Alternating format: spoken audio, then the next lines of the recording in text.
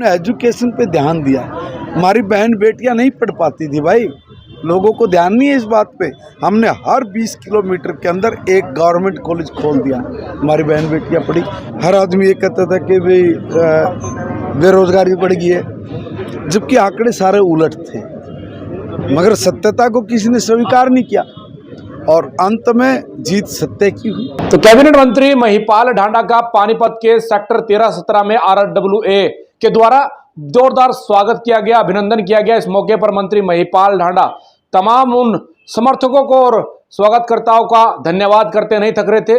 पानीपत ग्रामीण विधानसभा से विधायक चुनने के बाद मंत्री महिपाल ढांडा पानीपत पहुंचे थे, तो RRWA सेक्टर 13 के लोगों ने जमकर उनका स्वागत किया है। मंत्री महिपाल ढांडा तमाम बातों से अवगत करवाते हुए नजर आ रहे थे।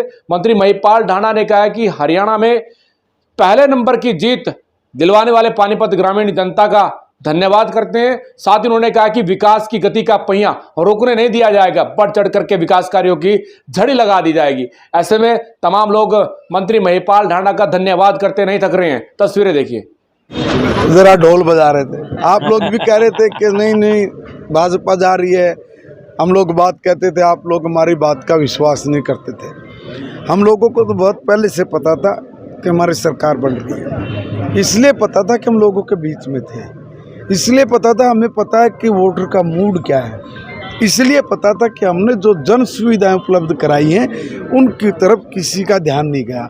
हर एक आदमी ये कहता था कि इंफ्रा ये हुआ कि नहीं हुआ, हर आदमी ये कहता था कि भाई फॉरेन इन्वेस्टमेंट कितना हुआ है, हर आदमी ये कहता था कि भाई बेरोजगारी बढ़ गई है, जबकि आंकड़े सारे उलट थे, मगर सत्यता को किसी ने स्वीकार नहीं किया और अंत में जीत सत्य की हुई। देखिए, हर आदमी बड़ी बड़ी बात कर रहा था, हमने बड़े काम तो किए, हमने वो काम किए जो किसी ने आज तक सोचे नहीं। देखो भाई, अगर मैं जैसी प्रॉब्लम अपने यहाँ थी ऐसी प्रॉब्लम पूरे हरियाणा में थी। हमने 70 साल में मूलभूत सुविधाएं भी लोगों को उपलब्ध नहीं करा पाए, बात बहुत बड़ी बड़ी कर रहे थे और उसकी तरफ ध्यान नहीं गया किसी का, हमारा ध्यान गया, हमने वो काम किया, हम उसमें सफल हो गए। आप एक बात बताओ, 10 फीट की गली हो, उसमें लैट्रिन का हौद बन नहीं सकता हो और महिलाएं डब्बे के साथ गंद बाहर निकालती हों, फिर आपस में पड़ोसियों के लठ बजते हों, थाने तहसील होते हों, इतनी गंदगी नरक की जीने वाले लोग हरियाणा नंबर 1 कह रहे थे। हमने उस गंदगी से पूरे हरियाणा को बाहर निकाल दिया। आप क्या सोच रहे हो कि वो काम नहीं था? वो तो तुम जो बड़ी बड़ी बात कर रहे थे ना, उन बड़ी बड़ी बातों से भी बड़ा काम था। अगर आपके घर के सामने की लाइट खराब हो गई थी तो आप ये कह देते हो कि देखो एक लाइट नहीं लग पाई, एक लाइट जिसके बिना काम भी चल सकता होगा, मगर वो मल मूत्र जिसकी जो नरक था, अगर वो निकाला हो तो क्या काम होगा, और वो कोई नहीं निकाल पाया, हमने निकाला। हमने एजुकेशन पे ध्यान दिया। हमारी बहन बेटियां नहीं पढ़ पाती थी भाई, लोगों को ध्यान नहीं है इस बात पे। हमने हर 20 किलोमीटर के अंदर एक गवर्नमेंट कॉलेज खोल दिया, हमारी बहन बेटियां पढ़ी।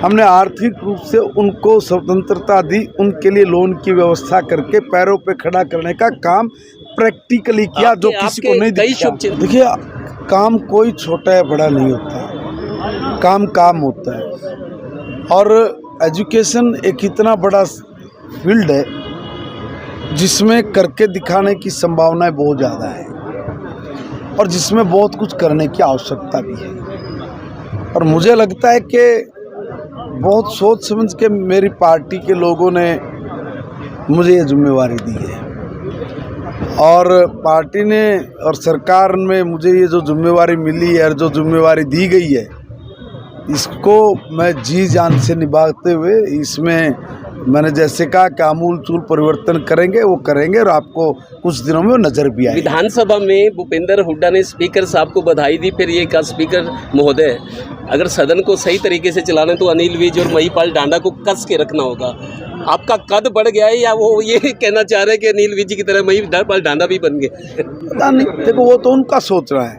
देखो मैंने कभी भी अपने पूरे सेशन काल में, आप तो देखते रहे हो सेशन में, मैं कभी हवाईयात नहीं बोलता, मैं कभी तथ्यहीन बात नहीं करता, मैं कभी किसी पर तंज नहीं कसता, मगर बोल्डली अपनी बात बोलता हूँ, तथ्य पे बोलता हूँ। वो सामने वाले सुनते हैं और सुन के हुड्डा जी भी बोलते हैं कि I am proud of my son, कि बरसों बाद इस विधानसभा को एक ऐसा स्पीकर मिला जो तथ्य पे बोलते हैं। मेरे पहली बार बनते भूपेंद्र सिंह हुड्डा जी ने कहा था। अब ऐसा नहीं है, वो किस लहजे में कहते थे, बड़े हैं, हमारे परिवार के हैं, बड़े लोग हैं, आईओ के मूड में बोल दिया, क्या हो गया? अच्छा, याद नहीं है, हमने तो इस पे काम शुरू कर दिया है, काम हो भी गया है। इसका जो पिछली ही बार जब हम लोगों ने पीछे किया, मैंने तो बताया था कि भाई उस वक्त लगभग 4 संहिता लग चुकी होगी और हमें ये काम नेक्स्ट सेशन में कर पाएंगे। मेरे हिसाब से यहाँ हमारे RW के प्रधान और सब लोग बैठे हुए हैं, उनको मेरे से ज़्यादा बेहतर पता है कि ये काम कहाँ तक पहुँच गया। 37-38 करोड़ रुपया हमारा इसका मंजूर हो गया है, तो सारे काम हम लोग करेंगे। आखिरी सवाल, मनोहर लाल जी ने राहगिरी शुरू की, बहुत सारे हजारों लोग इकट्ठा होते थे, अब नायब सिंह सैनी मैराथन लेके आए। पानीपत भी करनाल की तरह बीजेपी का मजबूत गढ़ बन गया, जिस तरीके से 4 सीटें जीती और समालखा में पहली दफा कमल खिला है। देखिए, भारतीय जनता पार्टी का यहाँ बहुत जमीन पे काम है,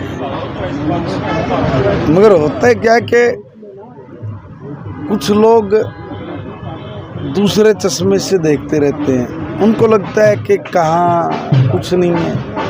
मगर सही बात है कि भारतीय जनता पार्टी यहाँ बहुत गहरे में है, बहुत मजबूत है। भारतीय जनता पार्टी का ऑर्गेनाइजेशन बहुत मजबूत ऑर्गेनाइजेशन। अभी भी आज से हम लोग नई मेंबरशिप शुरू कर रहे हैं। सबसे बड़ी पार्टी हमारी है और दुनिया की सबसे बड़ी पार्टी अब अपना नया मेंबरशिप अभियान चला रही है। अब जैसे मेरे जिम्मे भी 20,000 नए कार्यकर्ता बढ़ाने की ड्यूटी है।